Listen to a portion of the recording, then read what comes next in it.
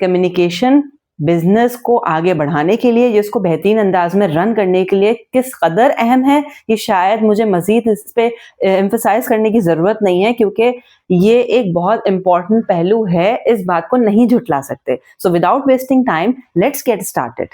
हम लेडीज अपना business start करना चाहती हैं, मगर उसके जो मेन पिलर्स हैं, जब तक हम उन पे काम नहीं करेंगे तो बिजनेस स्टार्ट करना हमेशा ही मुश्किल रहेगा और हम उसको अच्छी तरीके से एस्टेब्लिश भी नहीं कर पाएंगे। जैसा कि अपनी पिछली वीडियो में जिक्र किया था कि मैं आगे आने वाले दिनों में 3 प्लेलिस्ट पे काम करने वाली हूँ, जो कि मेन 3 हथियार हैं आपके बिजनेस को एस्टेब्लिश करने के लिए। उसमें से जो पहली प्लेलिस्ट है, जो कि है आपके कम्युनिकेशन को मैग्निफिसेंट और बहुत ही बेहतरीन बनाना, ताकि आपको अपने बिजनेस के लिए पब्लिक डीलिंग में बिल्कुल भी मुश्किल पेश ना आए। तो ये वीडियो उसी टॉपिक पे है कि अपनी बात को हम सामने क्लाइंट को या सामने जो भी हमारे डीलर्स हैं, होलसेलर्स हैं, उन तक बेहतरीन अंदाज में पहुंचा सकें, ताकि हमारा बिजनेस बहुत स्मूथली रन करे। कम्युनिकेशन को उम्दा और बेहतरीन बनाने का सबसे अव्वलीन उसूल, अपना होमवर्क पूरा करके रखें। पब्लिक डीलिंग में, ये कम्युनिकेशन में कॉन्फिडेंस लाने के लिए सबसे इंपॉर्टेंट रूल क्या है? वो ये कि आपको अपना होमवर्क पूरा करके रखना है। टॉपिक पे या जो काम आपको करना है उस पर आपकी पूरी नॉलेज होनी चाहिए, आपको पूरा अबूर होना चाहिए।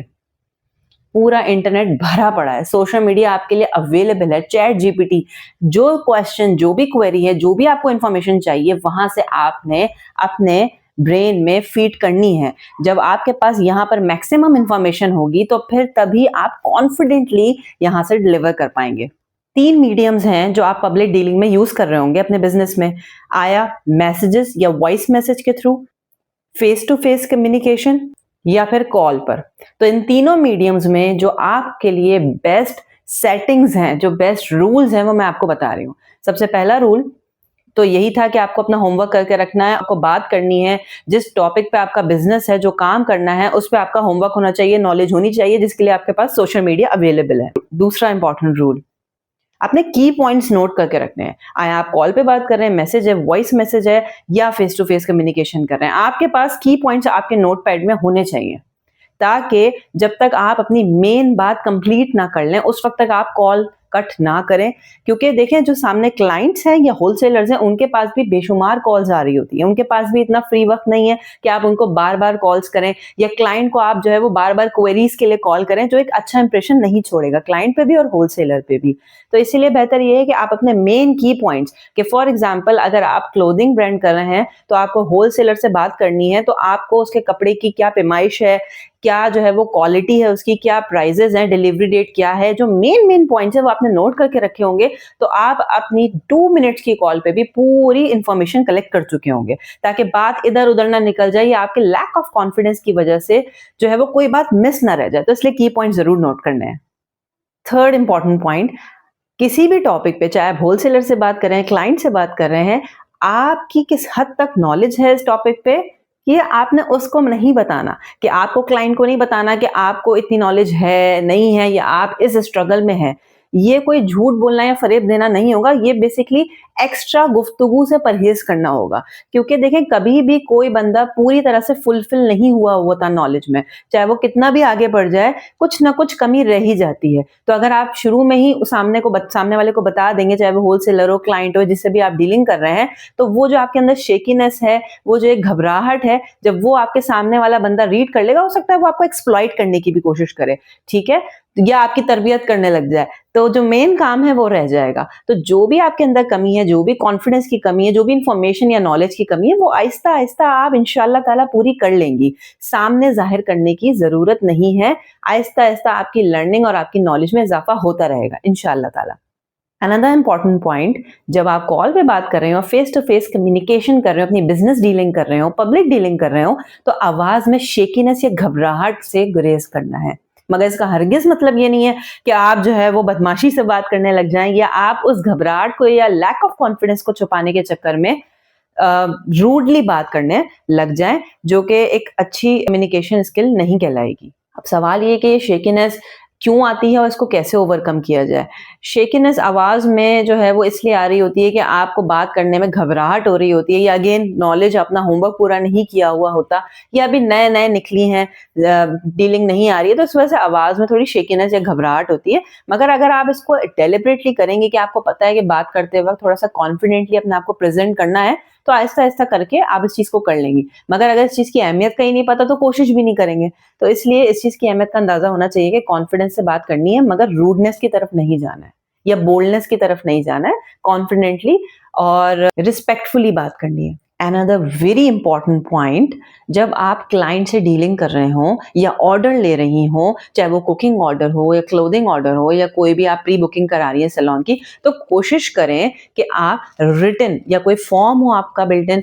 जो आप ऑनलाइन ऑर्डर ले रहे हो आप उनको व्हाट्सएप कर दें, अगर आपकी वेबसाइट है तो उस पे, या व्हाट्सएप मैसेज पे आप कोशिश करें कि वो एक वॉइस मैसेज छोड़ दे क्लाइंट ऑर्डर देते वक्त, या कोई रिटन फॉर्म जो आपने बनाया उसको फिल कर लें, जो मेन इंपॉर्टेंट इन्फॉर्मेशन है वो रिटन फॉर्म में हो, ताकि बाद में कोई चीज कंफ्यूजन का बायस ना बने, आया आपके लिए या क्लाइंट के लिए, या कोई पॉइंट ऑफ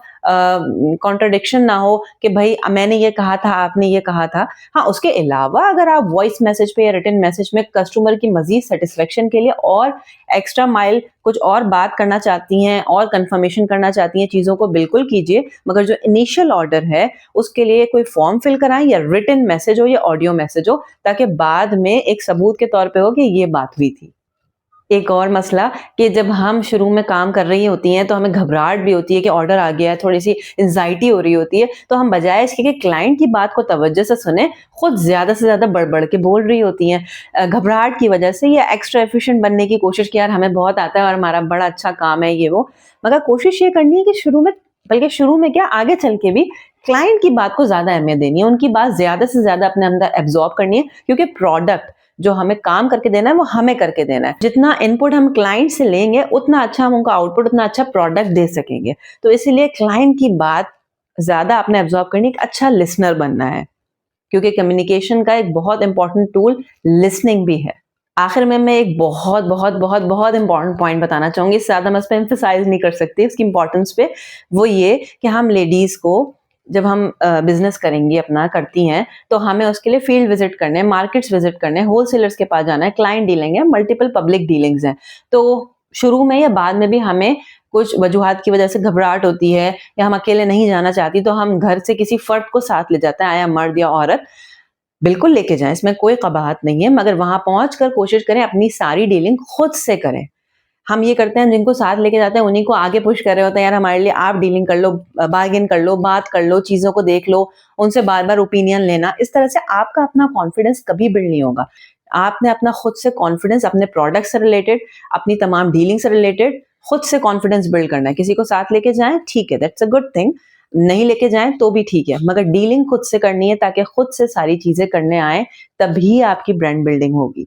तो उम्मीद करती हूँ ये जो मेरे पर्सनल एक्सपीरियंस रिलेटेड पॉइंट्स हैं, जो बहुत अहमियत के हामिल हैं, क्योंकि ये एक्सपीरियंस के बिना पर बताए गए हैं, और स्पेशली मैंने आपके लिए इनको प्लान करा है, ताकि आप लेडीज़ जो है वो अपना जो भी बिजनेस स्टार्ट करना चाहती हैं, उसके लिए कम्युनिकेशन कितनी इंपॉर्टेंट है, और ये पब्लिक डीलिंग बहुत बहुत बहुत इंपॉर्टेंट है, क्योंकि अपने क्लाइंट से डील करना है, आपने होलसेलर्स रीसेलर से डीलिंग करना है, आपने अपनी टीम से डीलिंग करना है। तो इसलिए आपके लिए कम्युनिकेशन बहुत बहुत इंपॉर्टेंट रोल अदा करती है, और ये तमाम पॉइंट्स आपके लिए बहुत इंपॉर्टेंट है, आया आपको कोई भी बिजनेस स्टार्ट करना हो।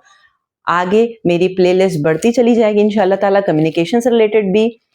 मेरी पर्सनल ब्रांड जर्नी से रिलेटेड भी, और डिफरेंट बिजनेस आइडियाज को स्क्रैच से कैसे मिनिमम इन्वेस्टमेंट से स्टार्ट करना है उससे रिलेटेड भी। तो अगर इस प्लेलिस्ट से जुड़ी रहना चाहती हैं तो फौरन से चैनल को सब्सक्राइब कर लीजिए, वीडियो को लाइक कीजिएगा, कमेंट करके मुझे जरूर बताइएगा ये कम्युनिकेशन पॉइंट्स आपको कैसे लगे। अपना ख्याल रखिएगा। अल्लाह हाफिज।